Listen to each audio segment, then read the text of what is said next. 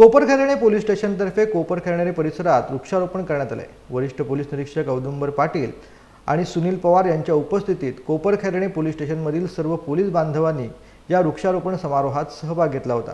यावेळी पर्यावरणाचा ऱ्हास थांबवण्यासाठी नागरिकांनी जास्तीत जास्त झाडे लावावीत हा संदेश या वृक्षारोपण समारोहातून देण्यात आला आहे।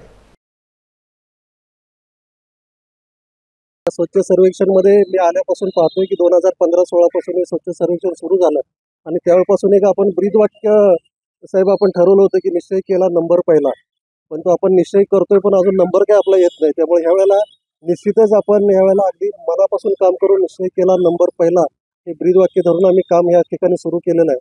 आता आपण डीप क्लीन ड्राईव्ह पण सुरू केलेलं आहे। मी सकाळपासून 6 वाजल्यापासून नेरूळमध्ये आलो होतो, वाशीमध्ये आलो होतो आणि कोपरखैरण्यामध्ये पण आपले जे काही असे स्पॉट असतील की जिथं अस्वच्छता जास्त आहे ते पण आपण डीप क्लीन ड्राईव्ह मध्ये घेऊ। त्यावेळेला आपण जवळपास 2 लाख ह्या माणसामध्ये झाडं लावायचं उद्दिष्ट ठेवलेलं आहे।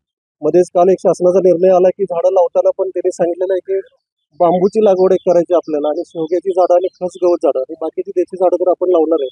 माझी वसुंधरा अभियान आणि स्वच्छ सर्वेक्षण यामध्ये पण आपण राज्यात आणि याच्या आघाडीवर आहोत। त्या पद्धतीने मी सर्वांचं खरंच आभार व्यक्त करतो की ही चळवळ अशीच गेली पाहिजे। फक्त काही ठराविक NGO ठराविक अधिकारी यांच्यामध्ये न राहता संपूर्ण जनमानसात ही चळवळ रुजावी यासाठी आपण सर्वांनी प्रयत्न गरजेचा आहे।